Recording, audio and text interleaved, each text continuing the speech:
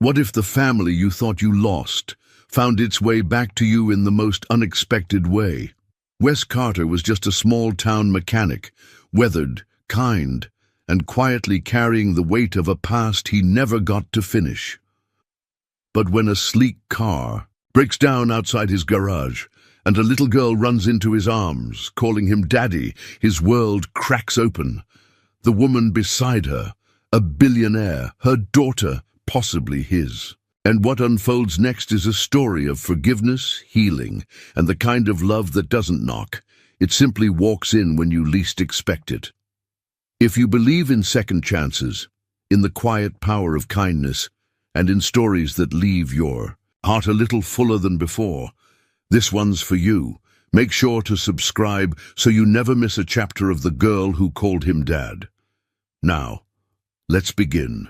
The clatter of a wrench hitting concrete broke the silence in the old garage, echoing off walls lined with faded license plates and shelves, thick with dust. Wes Carter exhaled sharply and wiped his grease-stained hands on a rag. Outside, the late Texas afternoon simmered with the kind of heat that made the air dance above asphalt. He straightened his back, joints protesting the movement.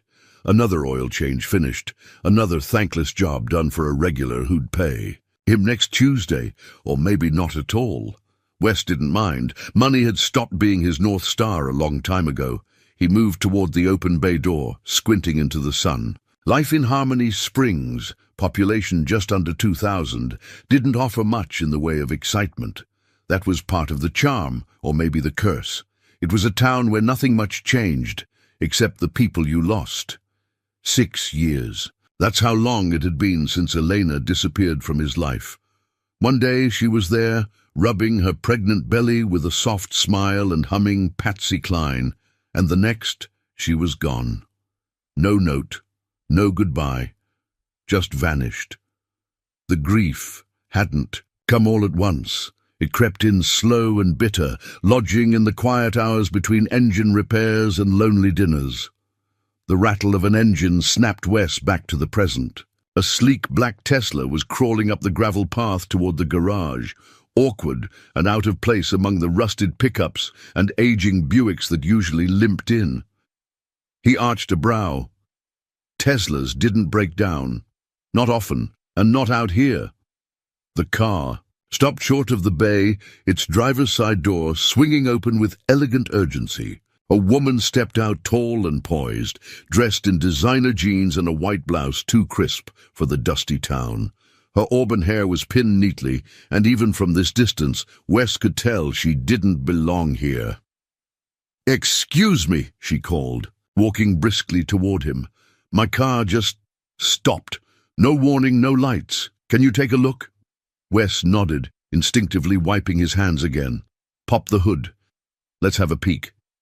The woman hesitated, glancing at the back seat. "Maya, sweetheart, stay in the car. I'll be right here." From inside, a small voice answered, muffled, "Okay, Mommy." The hood clicked open and Wes leaned in. The engine was clean, too clean.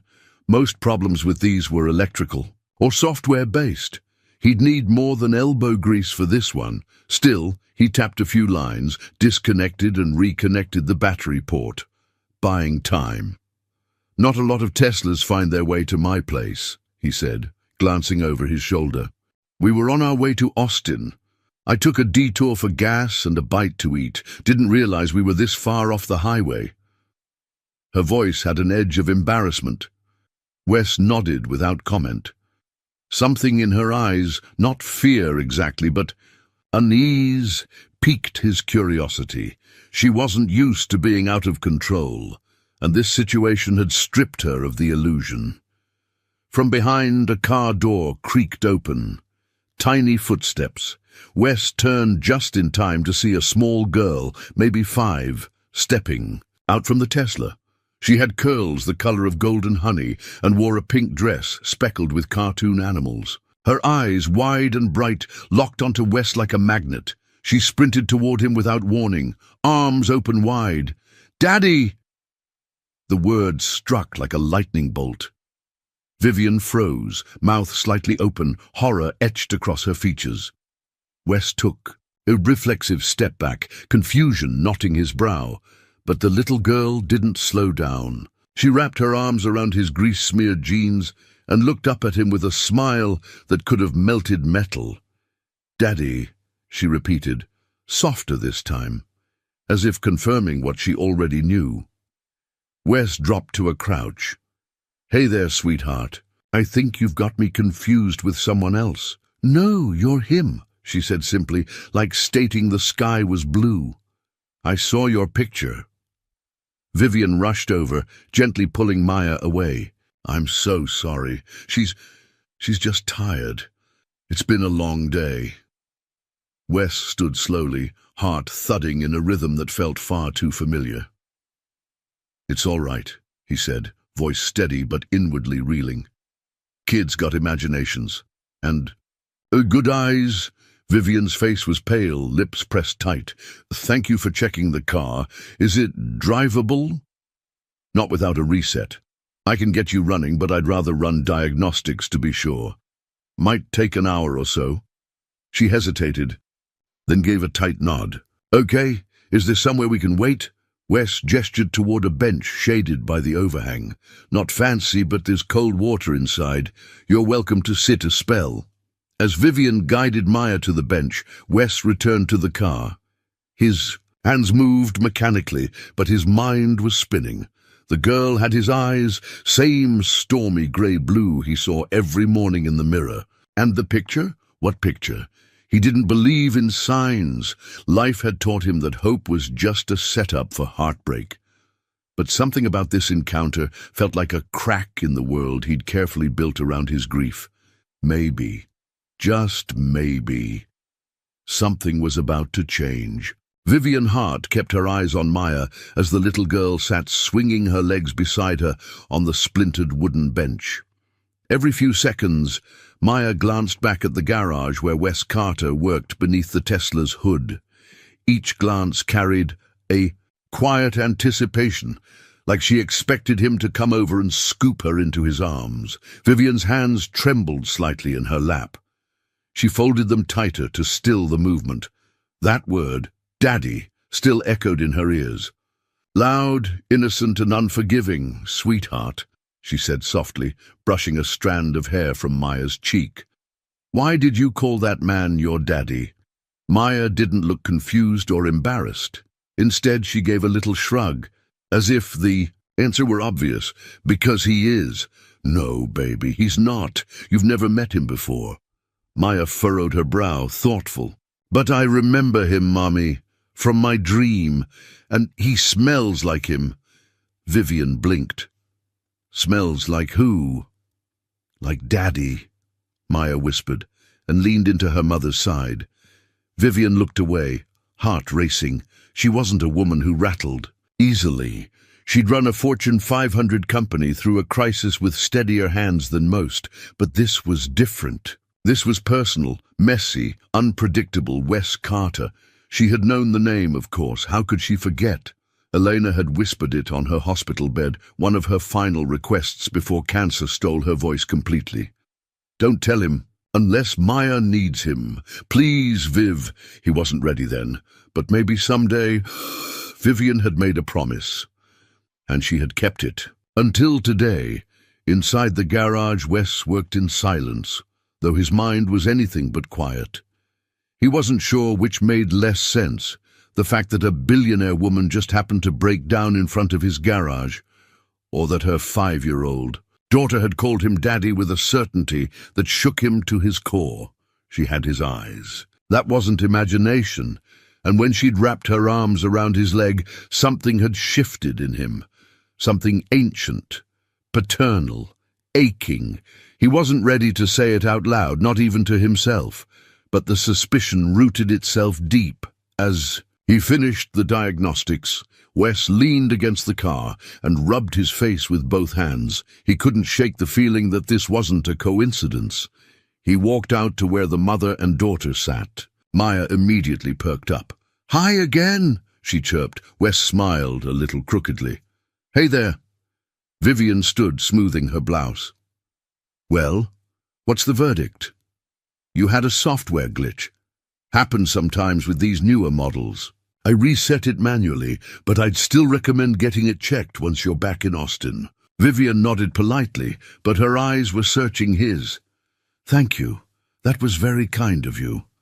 Wes hesitated. Then, lowering his voice, he said, Listen, I don't mean to pry, but earlier, when Maya called me that, I'm sorry, Vivian cut in quickly. She's imaginative, sensitive, and she just lost her aunt not long ago. Maybe she's trying to fill a space.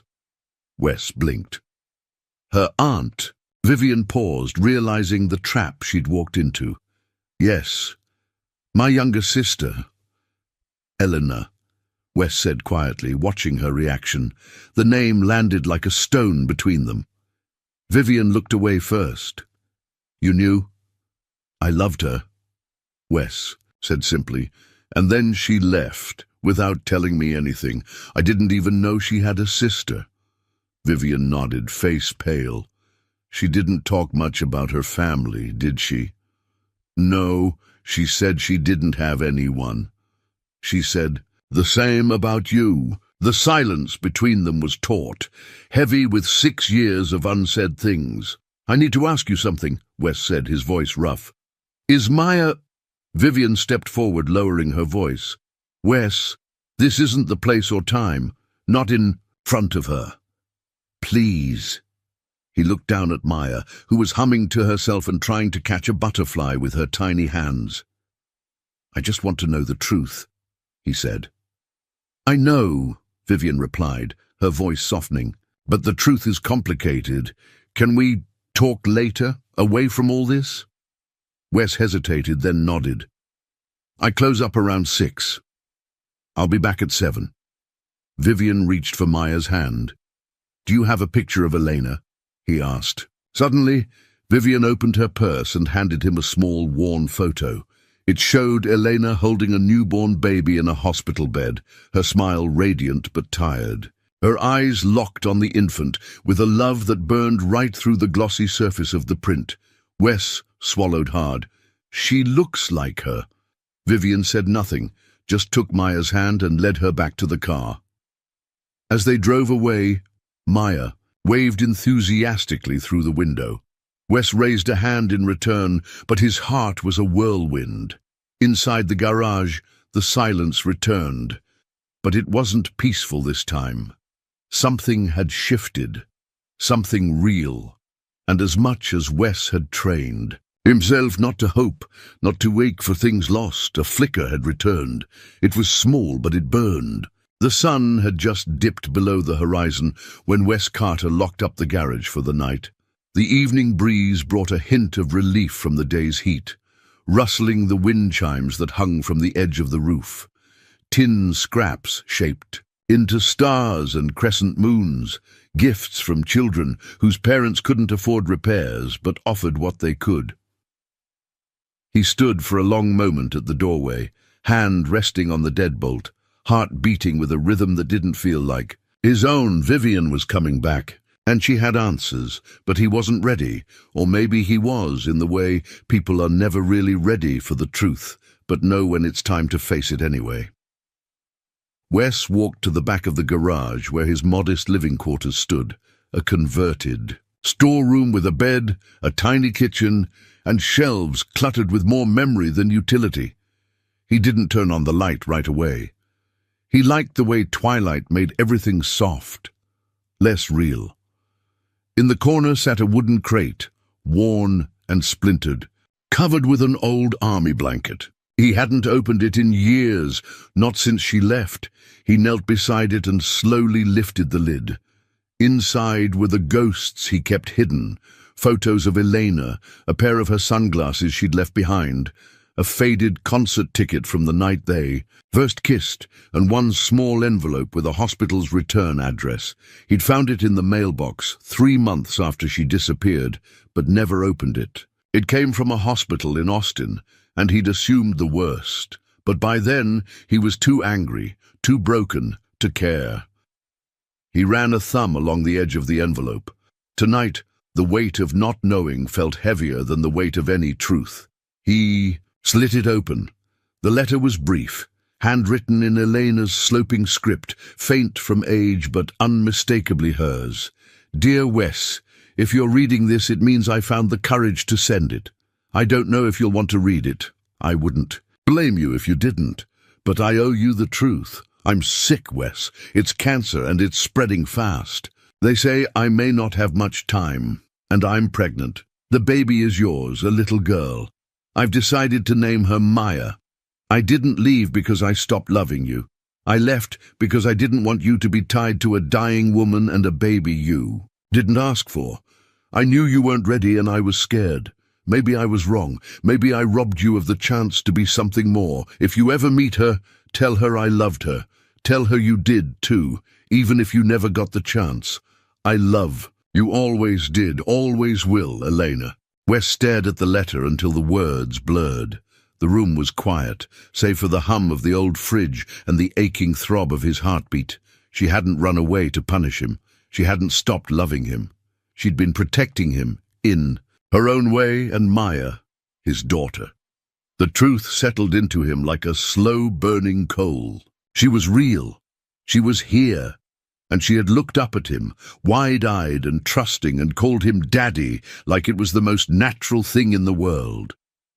He wiped at his eyes with the back of his hand, then read the letter again. By the time the knock came at the door, Wes had read it 3 times. He opened it to find Vivian standing there, dressed in a simple navy sweater and jeans. Her expression was guarded, but her eyes, Elena's eyes, held a flicker of something between guilt and resolve. "I wasn't sure you'd be here," she said. "I wasn't sure I'd answer," he replied. Vivian nodded once. "May I come in?" Wes stepped aside. She entered quietly, looking around the space with the silent appraisal of someone trying not to invade. He handed her the letter without a word. She read it quickly, lips pressed tight, hands trembling slightly. "I never knew she wrote you," Vivian said softly. "I thought she never did." "She did," Wes said, "but I wasn't ready to read it until now." Vivian sat at the edge of a chair, the weight of everything between them thick in the air. "She loved you," she said, "more than anything, even when she knew she was dying." "I know," Wes replied, voice low. "I just didn't know why she didn't give me a choice. She thought she was sparing you. And I went along with it. I told myself I was honoring her wish. But maybe I was just afraid too." There was no accusation in his voice, only tired acceptance. "I would have wanted to know. I needed to know." "I realize that now," Vivian said. She looked up, her voice breaking just slightly. "She's yours, Wes. Maya. There's no denying it. You saw her. You felt it." "I did. And she felt it too." A silence fell between them. Not uncomfortable, but thick with the gravity of what now lay before them. "What now?" Wes asked. Vivian hesitated. "She's already lost one parent. I don't want to confuse her, but I want her to know who you are, slowly, gently." "I don't want to rush anything," Wes said, "but I want to be part of her life. I think I need to be." Vivian gave a shaky smile. "She's already drawn you into it, Wes. The moment she saw you, she knew." Wes sat down, the weight of the day sinking into his bones. He looked across the small room at this woman, Eleanor's sister, Maya's guardian, the keeper of the truth, and felt something shift. Not just grief, not just guilt, possibility, hope. Vivian returned the letter to Wes with quiet reverence, smoothing its creased edges before handing it back like it was something sacred. "She wrote it at the hospital," she said, her voice barely above a whisper. "3 days before Maya was born, she made me promise I'd keep it safe, just in case." Wes nodded slowly. The paper felt warm in his hands, like it had finally found its rightful place. "I should have been there," he murmured, half to himself. "I should have been holding her hand when she left. I should have been holding Maya when she opened her eyes." Vivian didn't respond right away. The silence stretched, gentle, not awkward. It was the kind of stillness that happens when two people are facing a moment too big for quick words. She died quietly, Vivian said finally. Peacefully. She asked for you. Wes looked away, jaw tightening. Then why didn't you tell me? Vivian took a breath. Because I didn't believe in you. There it was, simple, honest. It didn't come with malice, only regret. I thought you'd disappear, she continued. I thought you'd break Maya's heart before she had a chance to understand what it meant to have one. I would have done anything for her, Wes said. Maybe, but you didn't even open the letter. That stung, not because she was wrong, but because she wasn't. I was angry, he admitted. I thought she left me because she didn't want me, because I wasn't enough. Vivian's voice softened. She left because she loved you. Elena always made terrible decisions when she thought she was protecting someone. A faint smile touched Wes's lips. She always did. They sat in silence again, two people piecing together a life neither of them fully understood, held together now by a child who knew nothing of broken promises or second chances. All she knew was a feeling. She said she saw my picture. Wes said, Maya, that day in the garage. Vivian nodded. There's a photo in Maya's room. It was Elena's favorite. You were holding hands by the lake, laughing. Maya asked who you were, and I told her you were someone her mommy loved very much. Wes closed his eyes briefly. He remembered the photo. He remembered that day, sunlight on the water, Elena's laughter echoing between trees. That moment had felt eternal, and in some strange way maybe it was. I didn't expect her to recognize you, Vivian said. But when she did, I couldn't stop her. I don't want to confuse her, Wes said, echoing her words from earlier. I don't want to come crashing into her world like a storm she didn't ask for. Vivian met his gaze. She's already in the middle of that storm. The difference is, maybe you're the calm in it. The thought rooted itself in his chest. He had nothing to offer, no polished home, no savings account, no perfect plan. But he had arms that knew how to hold a voice that could soothe, a heart that had been aching for a reason to love again. I'd like to see her, he said quietly. Vivian studied him for a long beat. Then she stood. Come by tomorrow afternoon. We'll be at the cottage near the lake. She loves the water. She says it makes her feel close to her mom. Wes stood too. I'll bring something. Maybe a kite. Kids still fly kites? Vivian smiled. Maya does. She walked to the door but paused before leaving. Wes? Yeah? She has your eyes. But she has Elena's courage. He watched her go, the door swinging closed behind her with a final click that felt like the start of something new. The next day arrived with sunshine and birdsong. Wes hadn't slept much, but he didn't feel tired.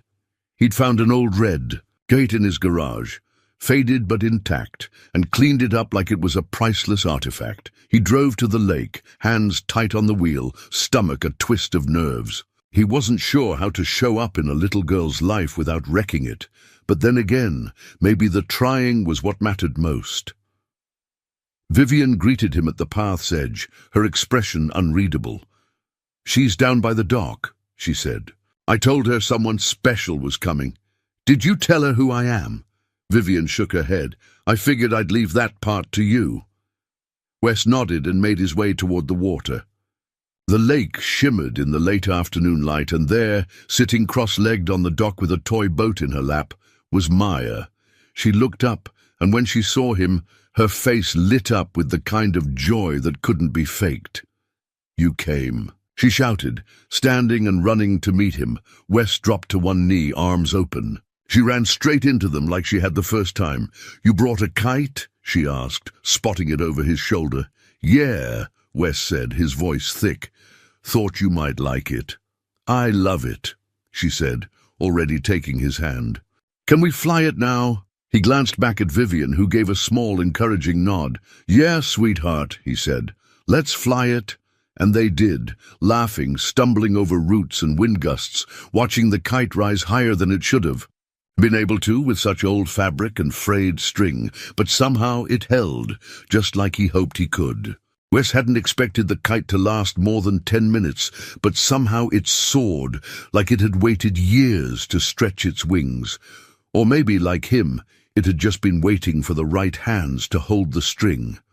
Maya ran in wide, sweeping circles, her laughter filling the open air, a sound so pure it stirred something deep in him, a long-forgotten instinct. Wes followed her, letting her tug him along the shore, as the kite danced above them like it belonged to another world.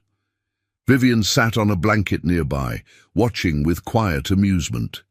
She had removed her shoes and tucked her legs beneath her, a book open but unread in her lap. Every so often, her gaze drifted from the pages to the two figures in the field, and something in her softened, like the closing of an old wound that had never quite healed right. After nearly an hour, Maya flopped onto the grass, breathless and grinning. This was the best day, she declared, arms spread wide like angel wings. Wes sat beside her, wiping sweat from his brow. Better than a day at the toy store. Way better. She turned her head, eyes squinting up at him. Can we do this every weekend? Wes hesitated, the weight of the question heavier than it seemed. He looked over at Vivian, who gave the slightest nod. I'd like that, he said, if your mum's okay with it. She is, Maya answered with confidence. I asked. Her already? Vivian chuckled from her spot beneath a tree. She did, twice. Maya sat up suddenly. Can we go look at the ducks? Wes glanced toward the lake, where a pair of mallards paddled in the reeds. Sure thing. Want to hold my hand? She reached for it without hesitation. They wandered down the dock together, slow and unhurried. Maya skipped every few steps, talking about the names she'd given the ducks last week and how she thought one of them might be having babies soon. Wes let her chatter wash over him like sunlight, natural, unfiltered, and healing. There was a rhythm to her voice that felt like home, even though he had never known what that word truly meant until now. As they watched the ducks glide past, Maya leaned against him. You feel like a daddy, she said, very seriously. Wes looked down at her. How does a daddy feel? Warm, she said without pause. Safe, like you're not going anywhere. He swallowed hard. I'm not, he said quietly. When they returned to the picnic blanket, Vivian had packed up most of their things. She stood, brushing grass from her jeans, and gave him a smile that didn't quite reach her eyes. She had a good time, she said, more than good. So did I. Vivian glanced at Maya, who was now making a crown out of dandelions. She's never opened up to anyone this quickly. She's usually shy, careful. She doesn't seem shy, Wes said with a grin. Only with people she doesn't feel safe with, Vivian replied. Her voice caught slightly, like the words surprised even her. There was a pause, the kind that hovered just long enough to suggest something else beneath it. I don't want to overstep, Wes began, rubbing the back of his neck, but if you're comfortable with it, I'd like to keep seeing her, maybe help out here and there, not just today, something steady. Vivian studied him. What does that look like for you? I don't know, he admitted. I've never been a dad, but I've changed enough. Spark plugs to know how to show up. I figure that's a good place to start. She smiled, this time more genuinely. It's a very good place. They watched Maya for a moment longer. The late afternoon sun was turning golden, painting everything. In warm, forgiving light, she needs roots, Vivian said quietly. Something that doesn't shift under her feet. And to be honest, so do I. Wes turned toward her. You're not alone, Vivian. She nodded, blinking back something she didn't want to name. Neither are you. In the weeks that followed, Wes became a fixture in their lives, like a porch light that had always been there but had only now been turned on. He showed up every Saturday without fail, sometimes midweek too, always with something small in hand. a wooden puzzle he made in the garage, a jar of wildflower honey from a local farmer, a children's book with dog-eared pages. Maya began to ask for him by name. Not Daddy this time, just Wes. But she said it like it belonged to her. Vivian watched it all unfold with a cautious heart. She didn't rush it, didn't define it, but she let it breathe. And in the quiet spaces between story time and lake walks, something new began to grow, not just in Maya's world, but in hers too. It was during one of those quiet evenings, after Maya had fallen asleep on the porch swing, that Vivian offered Wes a cup of tea and stayed outside with him. They didn't say much, just sipped slowly as the stars blinked awake. "You're good with her," Vivian said eventually. "I'm trying to be. She trusts you." "I don't know if I've earned that yet. You're earning it every day." The silence that followed wasn't awkward. It was the kind of silence that meant something was coming, but it didn't have to be rushed. "You ever think," Vivian asked softly, "that maybe all the things we thought were endings were really just interruptions?" Wes looked out across the dark water. "If that's true," he said, "then maybe this, us, might be the part where things start to make sense." She didn't answer. She didn't have to. Vivian Hart stood at the kitchen sink, staring out the window into the dusky quiet of their backyard. Fireflies blinked lazily near the garden beds, and wind chimes clinked like distant memories. On the porch, Wes sat beside Maya on the swing, his voice low as he read from one of her bedtime books. Vivian couldn't hear the words, but she didn't need to. She knew the rhythm, knew the way Wes's voice softened when Maya leaned her head against his shoulder, the way his thumb always rubbed gently across the book's spine as he read. She knew those things now, too well. She was grateful for him, deeply. But that wasn't the whole truth, because somewhere between the lake days and Saturday breakfasts, between small favors and unsaid feelings, she had started to want him, and that terrified her. Vivian dried her hands and moved to the doorway just in time to hear Maya's quiet giggle. Wes looked up and met her eyes across the porch. He smiled, simple, genuine, like there was nothing complicated between them. She smiled back, but the guilt twisted behind her ribs like a knot. Later that night, after Maya had fallen asleep with her dandelion crown still in her hair, Vivian stepped out onto the porch with 2 mugs of tea. Wes was still there, sitting on the steps like he was afraid to leave. She handed him one of the mugs. "Chamomile," she said. "Thanks," he murmured, taking it in both hands. She went out fast. "She always does after you visit," Vivian said, sitting beside him. "You wear her out in the best way." They sipped in silence, the stars overhead flickering through the wide-open Texas sky. After a while, Vivian spoke. "Do you ever think about her, Elena?" Wes didn't hesitate. "All the time." "I do too," Vivian admitted. "More now than I have in years. It's like you brought her back into the room." Wes looked at her gently. "I don't want to take her place, Vivian. Not in your life, not in Maya's."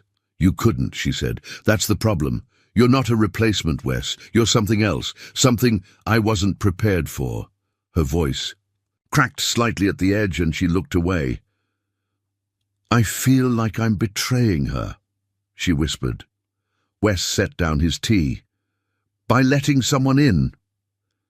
"By letting you in," she said, meeting his gaze. "By feeling something I'm not sure I should feel." Wes exhaled slowly, the words hitting him with quiet gravity. "Vivian, I never asked you to feel anything for me. I didn't come here for that. I know. But I'd be lying if I said I didn't feel something too. Something real. And I don't think it dishonors her. I think maybe it honors what she left behind." Vivian looked down at her hands, her fingers tightening around the mug. "I've been everything to Maya," she said. "Mother, aunt, guardian. I've held it together because I had to. I didn't think I had room for anything else." "And now?" he asked gently. "Now there's you, and it's scary." He nodded. It's scary for me, too. I'm afraid of what Maya might think, what she might feel if we... She's already feeling it, Wes interrupted softly. She doesn't need words to know when something's good. Vivian turned her face toward him, the porch light casting shadows across her cheekbones. You talk like a man who's known love. I knew it once, he said, and I lost it, but that doesn't mean I don't still believe in it. They sat in silence again, the kind that didn't demand resolution, just presence. Wes leaned forward, resting his elbows on his knees. Do you think she'd hate us for this, Elena? Vivian hesitated. No, she said at last. I think if she saw Maya with you, if she saw how gently you love her, how naturally, she'd forgive us before we even asked. A breeze rustled the trees, lifting a curl of hair from Vivian's temple. Without thinking, Wes reached out and tucked it behind her ear. Their eyes met and held. He didn't kiss her, not yet. He just stayed there in the space between maybe and not yet, knowing this moment mattered more than any leap. I'm not asking you for anything, Vivian, he said. I'm just here, and I'll keep being here, however you need. She let out a long, trembling breath. That might be the bravest thing anyone's ever said to me. I've had a lot of practice being brave, he said with a faint smile. Didn't always know that's what it was, but it turns out showing up is a kind of courage. Vivian reached for his hand. She didn't say anything more. She didn't have to. Later that night, as Wes walked back toward his truck, he looked up at the stars scattered across the Texas sky. They seemed closer somehow, like he could touch them if he stretched high enough. He didn't know what tomorrow would bring. He didn't know what title he held in Vivian's life or what role he would play in Maya's future, but he knew this. He had shown up, and sometimes that was how healing began, not in grand declarations or perfect timing, but in the quiet decision to stay, even when it would be easier to run. Vivian had always been measured with invitations. Her childhood had taught her that open doors sometimes let in storms. But on Saturday morning, as the sun warmed the kitchen windows and Maya danced barefoot to an old country song, she found herself dialing a number she now knew by heart. Wes answered on the second ring. "Morning," he said, his voice low and gravelly, like coffee before the cream. "Hey," she said, hesitant at first. "Maya and I were thinking of going up the ridge today. The wildflowers are in bloom. I thought maybe, if you're not busy—" Wes didn't wait for her to finish. "I'm not." She could hear the smile in his voice. "We'll bring sandwiches," she said, and hung up before her nerves caught up to her mouth. By midday, the three of them were climbing the gentle trail that curved around the lake and opened onto the ridge. The sky was impossibly blue, with only a few soft clouds drifting by like lazy thoughts. Wes carried the picnic basket and a folded quilt under one arm, Maya skipping just ahead of him, collecting dandelions like buried treasure. Vivian followed, at a slower pace, watching them. Her daughter and the man who had quietly, unexpectedly, begun to fill the aching spaces she'd long thought permanent. "Wait for us, mountain goat," Wes called, as Maya scampered up a small slope. She turned and grinned, her arms full of flowers. "I'm fast because I'm little." "Can't argue with that logic," Wes said, panting slightly as he caught up. Vivian reached the top a moment later and paused, breath catching, not from the climb, but from the view. Before them stretched a wide meadow brushed with wildflowers.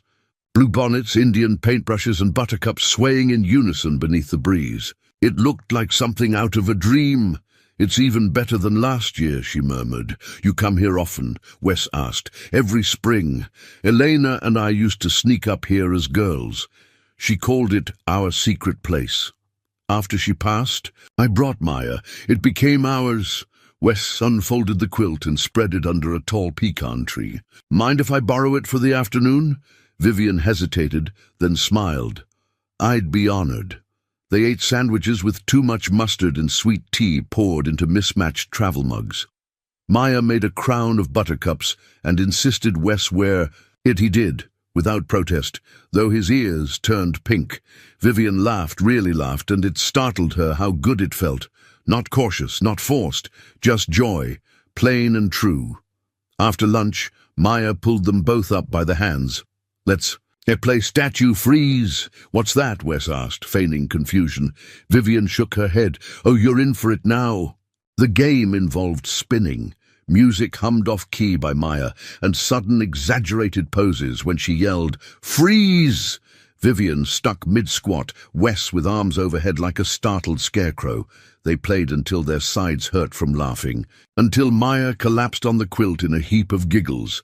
When she finally dozed off, curled beneath a patch of shade, with a flower still tucked in her hair, Wes and Vivian sat in the quiet that followed. The breeze shifted, carrying birdsong from the trees and the faint hum of bees.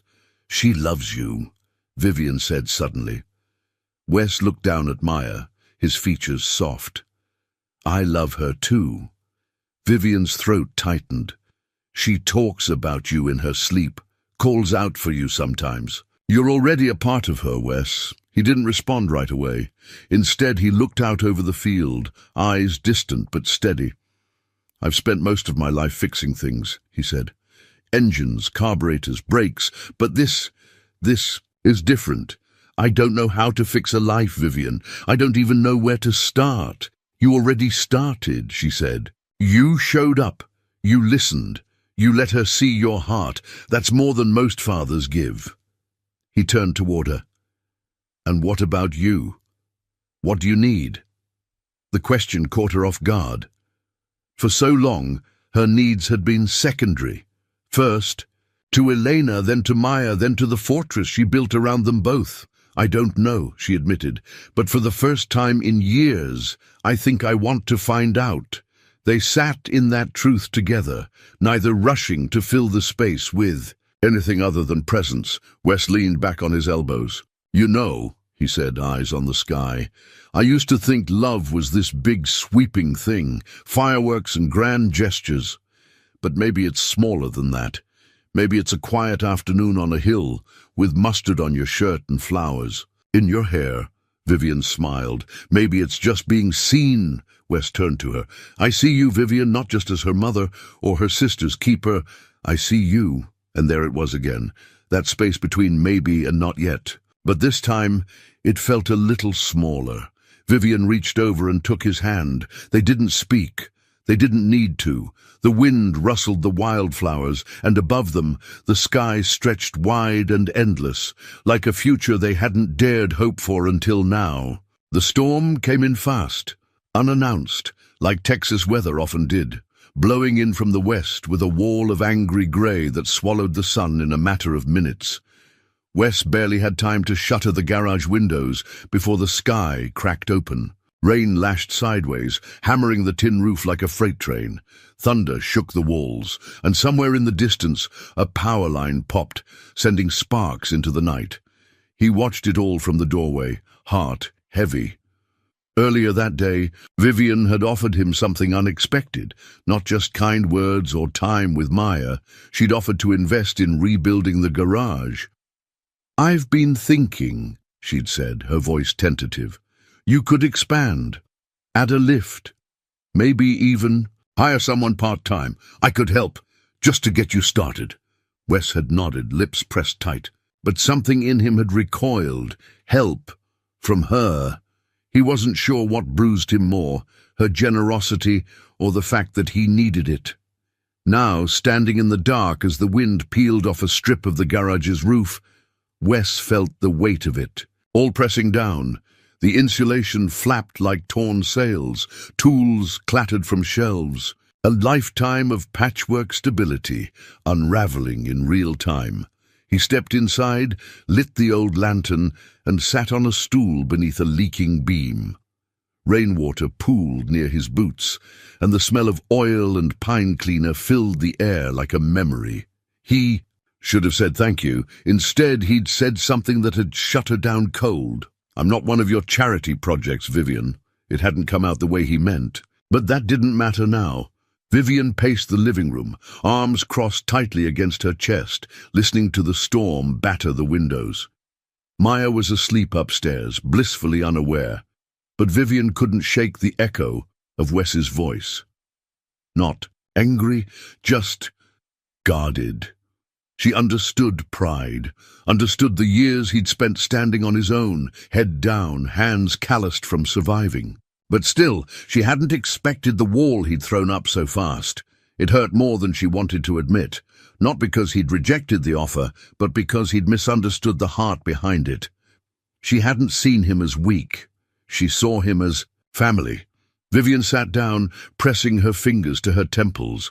Maybe she had moved too fast. Maybe they were all just pretending they could outrun their grief and build something new out of borrowed time. The phone rang. She answered before the second ring. "Wes?" There was silence for a beat. Then his voice, quiet, gravelly, and broken around the edges. "The roof's gone." Her breath caught. "Are you okay?" "Yeah," he said. "Garage took the worst of it. Lost some tools, some parts. Nothing I can't replace." But something in his voice said otherwise. "I'll come over," she began. "No." The word was firm, final. Vivian froze. "Why not?" "I need some time," he said. "Just some space to figure out what the hell I'm doing." Her voice softened. "Wes, this doesn't change anything. You don't have to go through this alone. I've always gone through it alone. Well, maybe that's the part that needs changing." Silence again. She could almost hear him shaking his head on the other end. "I'm no good at being someone's future, Vivian," he said. "I thought I could be. But maybe I'm just a guy with a broken roof and too much pride." Vivian's throat tightened. "You're more than that, Wes. You're so much more. I'll call you when I get the roof patched," he said, and then the line went dead. Wes didn't sleep that night. He tried. Laid down on the cot in the back room with the rain still dripping through a crack in the ceiling. But his thoughts spun like fan blades, loud and relentless. He thought about Elena and what she would say if she saw him now.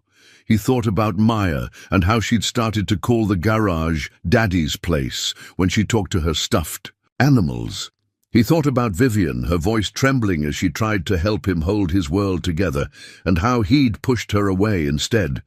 What scared him wasn't the damage. It was how much he cared, how much he needed them, and Wes Carter had never needed anyone.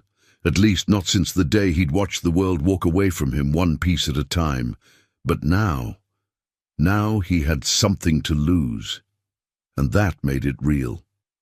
The next morning, the sun returned like it always did, indifferent to what the night had taken. Wes stood in the wreckage of the garage, eyes squinting against the brightness. Neighbors stopped by with coffee and offers of help.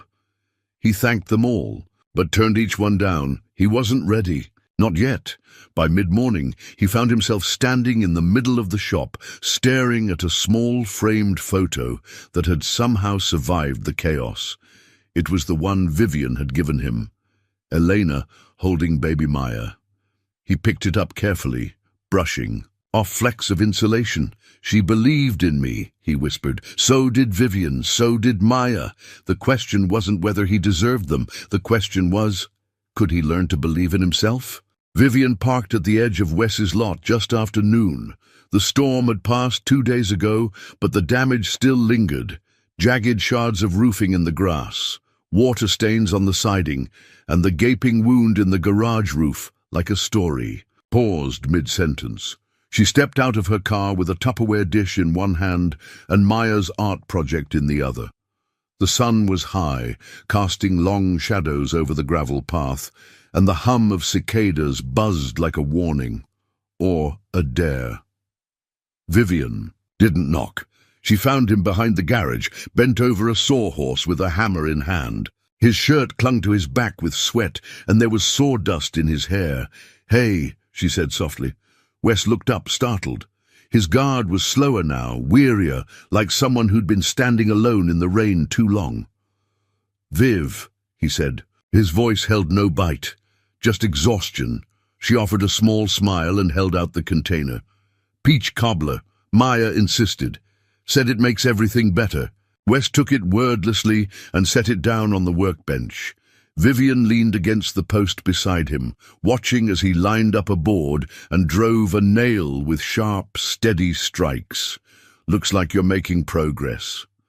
Trying. She hesitated. You didn't return my call yesterday.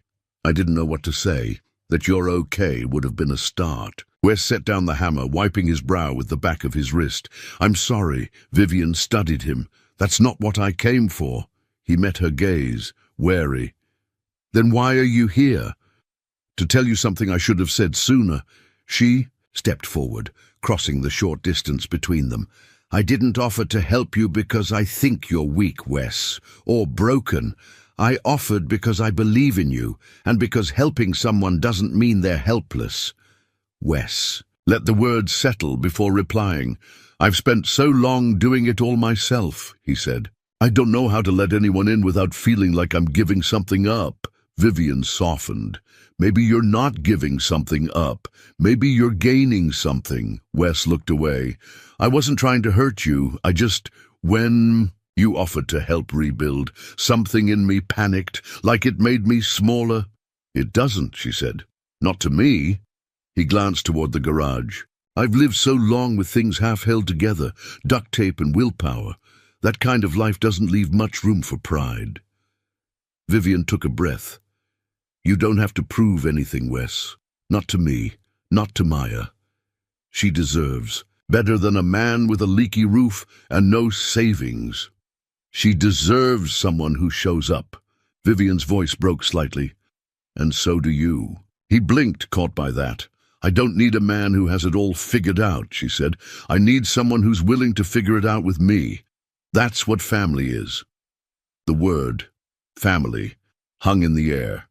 Not heavy, but hopeful. Wes ran a hand through his hair. When you say things like that, I start to believe it. Then say them back, she said, stepping closer. Say what you really want, not what you think you're allowed to want. Wes took a long breath.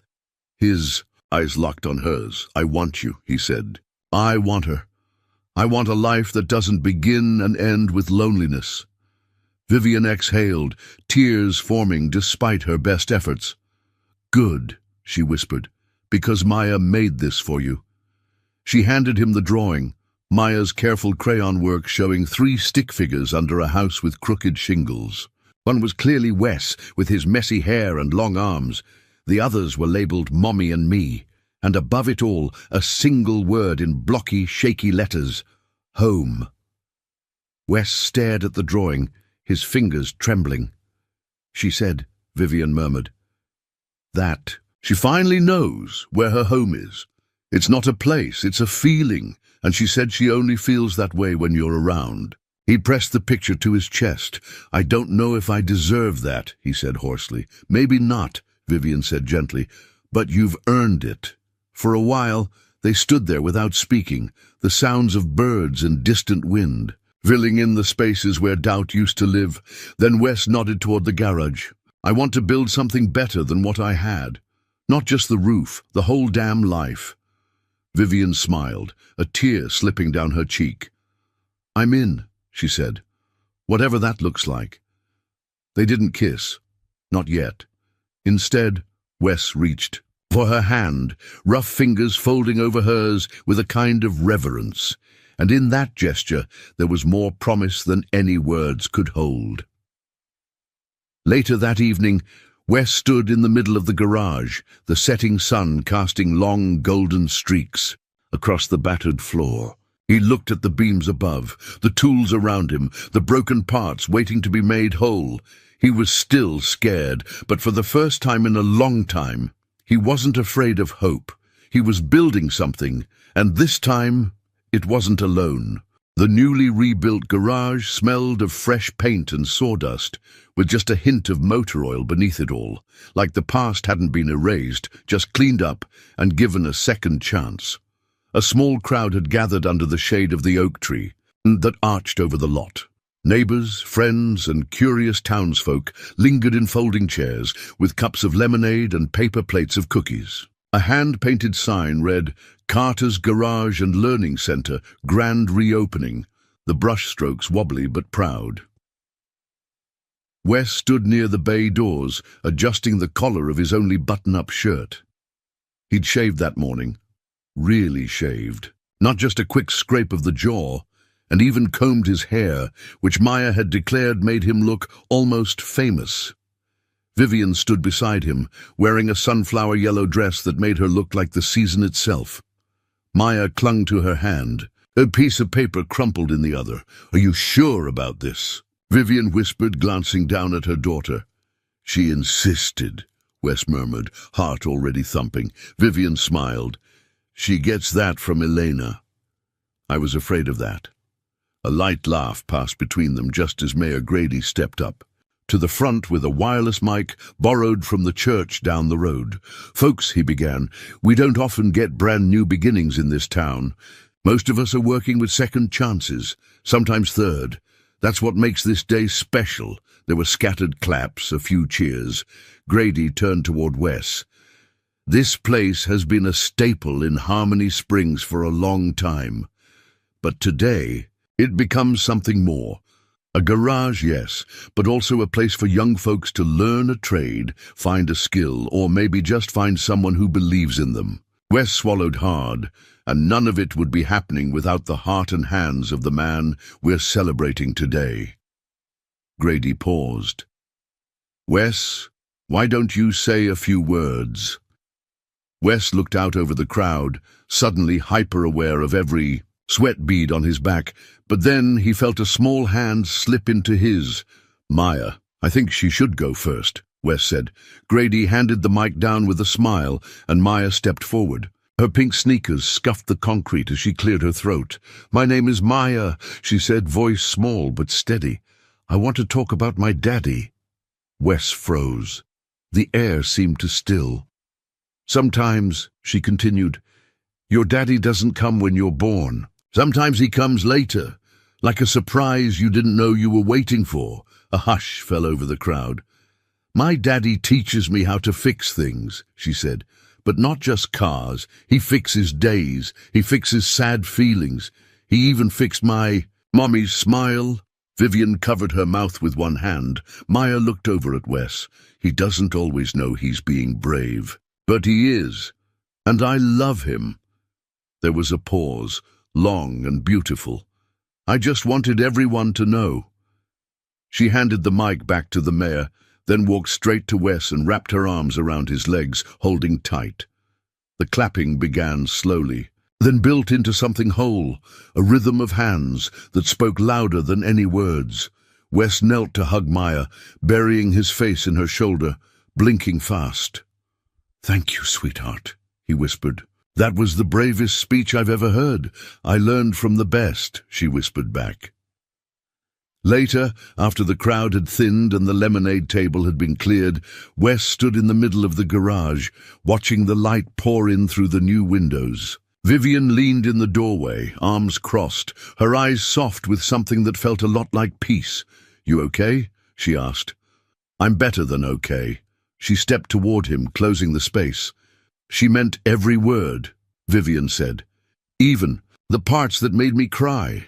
Wes smiled, still amazed. "I didn't expect that, not from a 5-year-old. "She's not just 5, Vivian said. "She's 5 with a soul that's been through more than most people twice her age. But she's healing. We all are." Wes looked around the space, bright, sturdy, full of potential. "This place feels different." "It should," Vivian said. "It's not just a garage anymore." He turned to her. "You're the reason." "I didn't walk away," she shook her head. "No, Wes, you're the reason you stayed." A quiet moment stretched between them. Then, without pretense or pressure, Wes reached out and took her hand. "What now?" he asked. Vivian smiled, her eyes bright with quiet certainty. "Now we live," she said. "And we love. And we keep showing up. That's all any of us can do." He nodded slowly. "I can do that." They stood together as the afternoon light turned golden, Maya chasing butterflies in the lot, her laughter floating like music into the corners of their new beginning. And for the first time in his life, Wes Carter felt like he was exactly where he belonged. The drive out to the old cemetery was quiet. Maya sat in the back seat, hugging a bouquet of freshly picked wildflowers, blue bonnets and Indian paintbrushes, her tiny hands careful not to crush the stems. Vivian sat beside Wes, one hand resting gently on his knee, the other holding a folded letter. It was Elena's letter, the same one Wes had once left unread in a box beneath years of silence. Now it felt like a map, leading them not just to this place, but to each other. The road wound gently through low Texas hills, where golden light filtered through oak trees and birds skimmed the grass like they were drawing lines in the wind. When they arrived, Maya was the first out of the car. "This way," she said, already running toward the familiar spot near the edge of the field, where a pecan tree arched over a weathered headstone. Vivian and Wes followed more slowly, their steps quiet, reverent. Elena's name was carved into the granite in simple script. No flourish, no gold leaf engraving, just her name, her dates, and a single line beneath. She loved deeply. She lived freely. Maya knelt beside the grave and arranged the flowers carefully. "She likes wild ones," she said. "Not the kind from the store." "She always did," Vivian replied, her voice thick with memory. Wes stood back, unsure at first, how to approach. For a moment, he felt like a trespasser, a man arriving too late to the story he should have been part of from the start. But Maya turned and took his hand, pulling him gently forward. "It's okay," she said, like she could read his thoughts. "She knows you now." Vivian unfolded the letter and offered it to him. "Would you like to read it?" Wes took it. With both hands, nodding, he cleared his throat, voice low. "Elena, I missed so many things I didn't know I was missing. The sound of your laugh in the morning, the way your eyes lit up when you talked about the baby, the life we could have. But today I brought her to you. Our girl, she's everything you hoped she'd be. Brave, curious, kind, and somehow more forgiving than I could ever deserve. She's teaching me how to love again, how to be a father, slowly, clumsily, but honestly. And Vivian, your sister has carried more than you could ever imagine. She held us both when we didn't even know we needed holding. I'm learning to live again, Elena, and I promise I will protect what you left behind with everything I've got." He folded the paper with careful fingers and tucked it under a small rock by the headstone. The wind picked up slightly, lifting Maya's curls as she looked up at Wes. "Can we say goodbye now?" she asked. "Yes, sweetheart," Wes said, crouching beside her. "But not a sad goodbye. Just the kind that means we'll carry her with us." Maya nodded solemnly and pressed her hand against the stone. "Goodbye, Mommy," she whispered. "Thank you for finding Daddy for me." Vivian wiped her eyes. Wes reached for her hand and held it tightly. They stood there for a long while, letting the quiet wrap around them like a blessing. Eventually, they began the walk back to the car. The sun dipped low behind the hills, casting everything in golden light. Maya skipped ahead, chasing butterflies and humming a tune of her own invention. Vivian looked over at Wes. "Do you think she really feels her?" "I think kids know things we forget," Wes said. "She feels what matters." Vivian exhaled deeply. "You know, I didn't think I'd get here." "Where's that?" he asked. "To peace. To this." He nodded slowly. "I didn't either." They watched Maya twirl in the tall grass, her laughter filling the space like wind chimes in spring. And in that moment, there was no grief, no regret, just love, bright and alive and right in front of them. Weeks later, the garage was bustling, not just with repairs, but with possibility. Teens from the high school came by after class to learn the basics of car maintenance. Wes taught them the way he wished someone had taught him, patiently, with stories and metaphors, always ending with, "It's not just about fixing what's broken. It's about understanding how it works." Vivian helped organize the schedule and community outreach, her business savvy blending seamlessly with Wes's hands-on wisdom. Together, they were building something that mattered. Maya had her own toolbox, pink of course, and wore coveralls 2 sizes too big.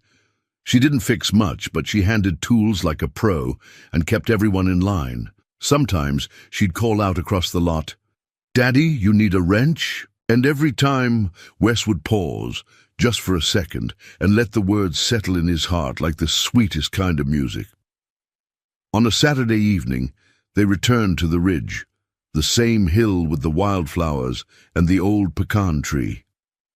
Wes spread out a quilt, Vivian poured lemonade into mason jars, and Maya chased fireflies in the tall grass. As the sun dipped below the horizon, painting the sky in soft peach and lavender, Maya curled between them, her head on Wes's chest. "We're a family, right?" she asked sleepily. Wes kissed the top of her head. "The best kind. The kind that finds each other," Vivian added, her voice full of quiet joy. And under the Texas sky, with stars blinking awake one by one, they sat together in the soft hush of evening, no longer defined by what they'd lost, but by what they'd found. "Now that you've reached the end of The Girl Who Called Him Dad, I'd love to hear from you. Where are you watching from? And what part of the story touched your heart the most? Share your thoughts in the comments below. I read every single one. If this story moved you and you'd like more stories filled with hope, healing, and the quiet magic of kindness, don't forget to subscribe and turn on the notification bell. There's so much more to come, and I'd love for you to be part of this growing community. Thank you so much for spending your time with me today, whether this is your first story or one of many. Your presence means more than you know. Until next time, take care of yourself, and never stop believing in second chances.